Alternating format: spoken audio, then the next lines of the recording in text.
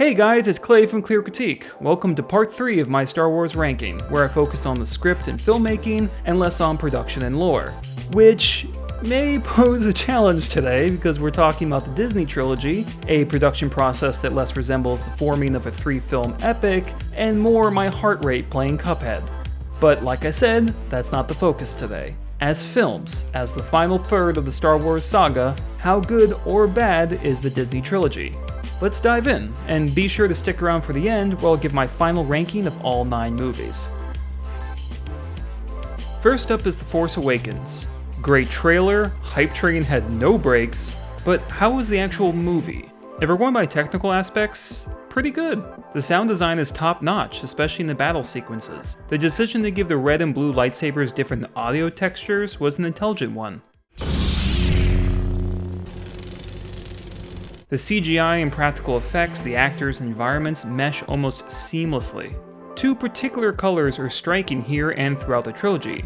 The grays have that deep textured goldeneye quality, and the red is carmine like blood. They give these movies a modern look that serves the tone and acts as sleek eye candy. J.J. Abrams finds ways to justify different shots to make a dialogue scene more engaging, and the camera movements are purposeful and fun. And to top it off, Force Awakens has the best flying sequences in all 9 movies.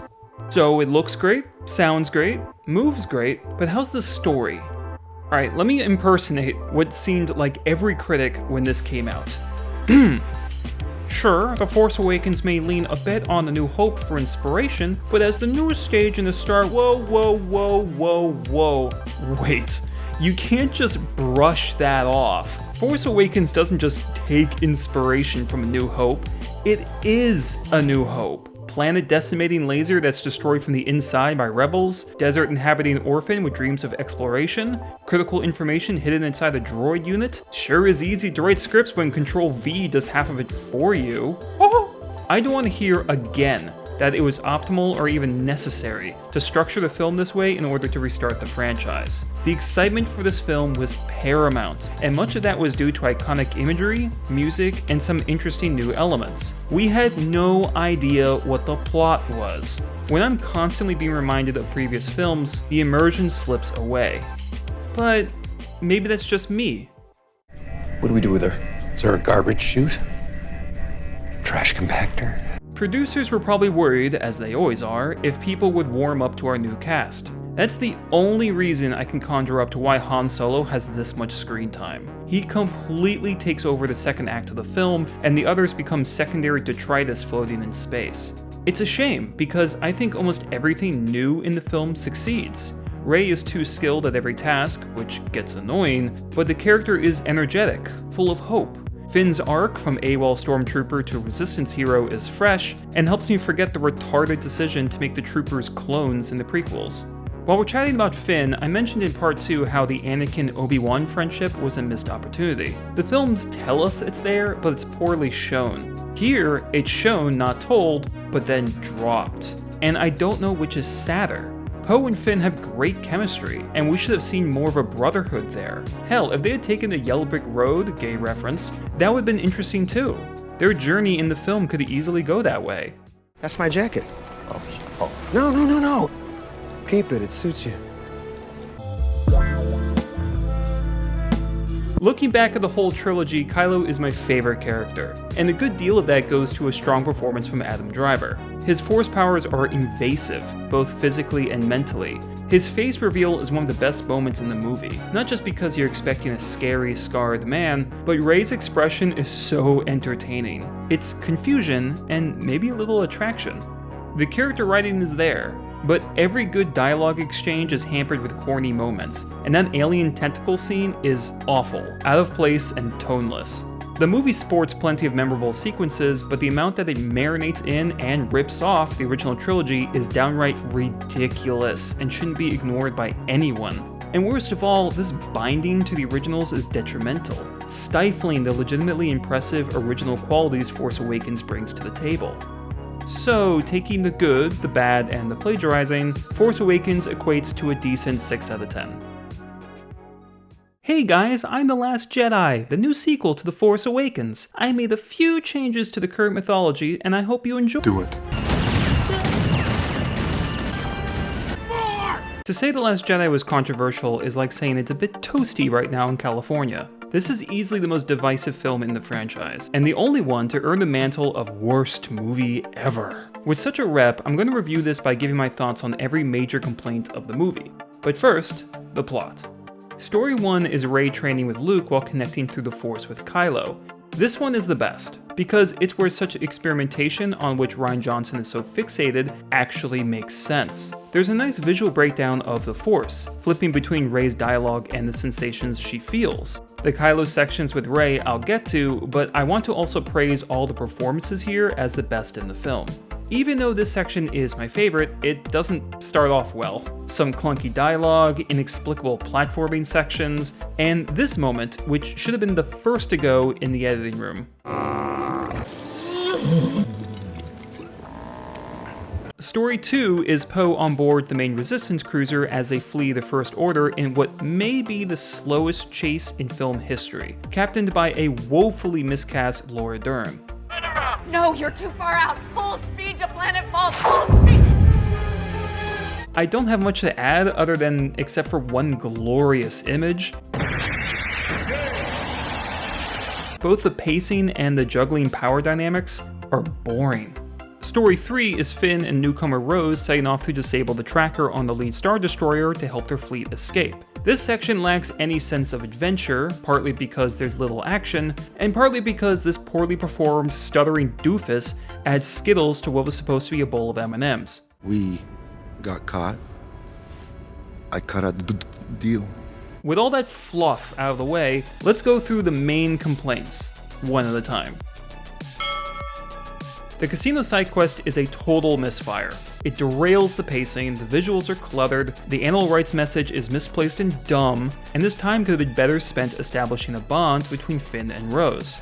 And speaking of, I don't hate Rose. In fact, I'm a little shocked at how much people despise her. And on that note, anyone who bullied the actress on social media because they hated her character is a loser! Let's go, Ace! Loser! My opinion of her character is rather muted.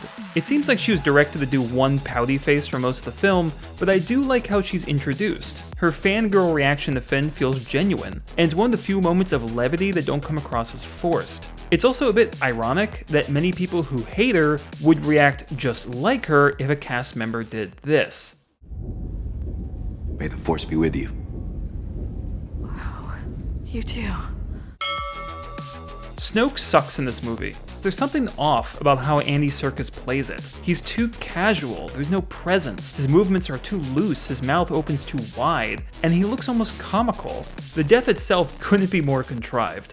I see his every intent. Okay, I see what's about to happen. I see him turning the lightsaber. Yep, okay, yep.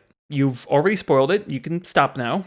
Foolish child. Oh my god. He ignites it and kills his true enemy. Do it already. Finally. The throne room looks amazing. However, if you're gonna have this many characters fight, you need to choreograph everything tightly. If it's 5v1 and Rey should get her head taken off any second, you need to come up with a reason for some of them to be impeded. You can't just have them twirl away like ballerinas. It looks fake.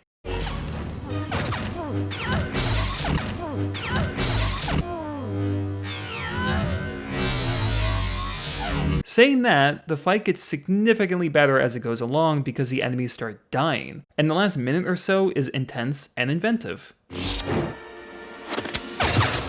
Headshot. Yeah, I hated this. It's revealed that Rey's parents are unimportant junk traders, and I adore this plot point. Not everyone's lineage has to be epic. There's so much focus on family in this saga that it's a couple bad one-liners away from being Fast and Furious, and Rey's irrelevant family tree is refreshing. There are two new force powers introduced in this movie. The first one is Kylo and Rey being able to communicate through long distances. Many people dislike this, and a friend of mine even disregard them as force DMs, which is funny, but after watching the film again, yeah, sorry, these are some of the best parts of the movie. The Force is all about understanding, feelings, and communication, so I don't see how this kind of connection is unfeasible. Driver excels at portraying pretty understated emotions like curiosity and reflection, and the sound cutting out makes the scenes not just intimate but separate from the world.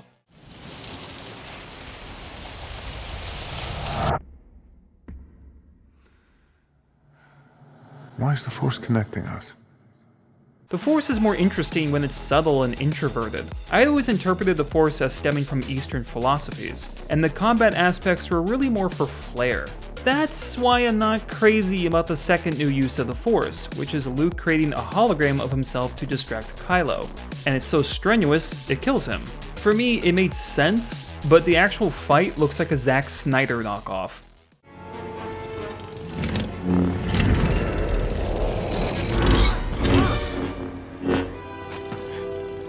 The too long didn't read version of everything I just said, Force Snapchats work well, Force catfishing, not so much.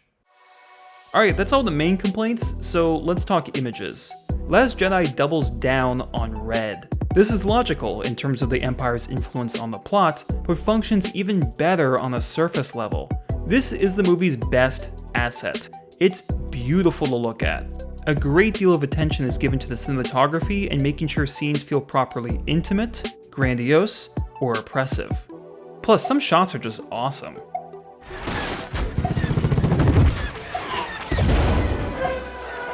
There are unequivocally bad moments. BB-8 piloting the mech is stupid. The attempts at comedy are mostly pathetic. And there are some cringy lines. No, we are the spark that'll light the fire that'll burn the First Order down. Yet, anyone who still says this is the worst movie ever made is 1. Trolling, 2. Giving the prequels way too much credit, 3. Hasn't seen Geely, Meet the Spartans, Justice League, The Snowman, The Remains, Bye Bye Man, My Bloody Valentine, any Twilight or 50 Shades movie, Catwoman, Cats, Cosmopolis, 90% of the comedy sequels, or Movie 43, or 4 is basing this more on the lore than the actual filmmaking. You want to hate it, go for it. There's plenty of ammo for you. But the hyperboles make such criticisms lose credibility faster than lifestyle tips from celebrities. If there is one thing such ardent detractors and I can hopefully agree on, it's this. The absolute worst aspect of The Last Jedi is that as the middle film in a trilogy, purely that and nothing else, it kind of fails. While it brought some great ideas to the table, it left the overall plotline disheveled. Snoke dead, Resistance in ruins, almost no development for several major characters. Here's our only exchange between Poe and Rey. Hi. Hi. I'm Poe. Right. I know. Good dialogue? Good dialogue? Can anyone find good dialogue? Overall, The Last Jedi boasts some brilliance, both in the writing and images, but is in a constant state of unevenness. 6 out of 10. Last up is Episode 9, The Rise of Skywalker, the climactic conclusion of the saga. This has to be one of the worst first acts I've ever witnessed in a big budget movie. To say it's rushed is an understatement. Boom, action scene. I got the thing! Now he finds Palpatine. Hidden fleet. Join me. Cut to unconvincing banter. Ice planet. No time to waste. Cut the forest. Rey's floating. Kylo punks her long range with a ball. Why? Doesn't matter. I don't want the lightsaber. You take it. Hey, roll here again. Oh shit, we got news. I'm in this movie. You're my best friend. Let's go, everybody. You take it. I'm in this movie. What I just outlined happens in less than 20 minutes. The editing is so frenetic we never get our bearings. The only character development I can catch is that now I know Kylo Ren can do the moonwalk. Shamona. If The Last Jedi is a pretty puzzle with some incorrectly placed pieces, Rise of Skywalker clawed half the board out, grabbed a different puzzle box, and just started punching new pieces into the old slots like a gorilla with a grudge. The saber toss, Rose being a character, Kylo destroying his mask, Snoke being the villain, Rey's lack of lineage, forget about it. My saber, cut her out, get some glue, Snoke's a clone, created by Palpatine, who's apparently Rey's granddad? These changes are petty, unneeded, and sloppy.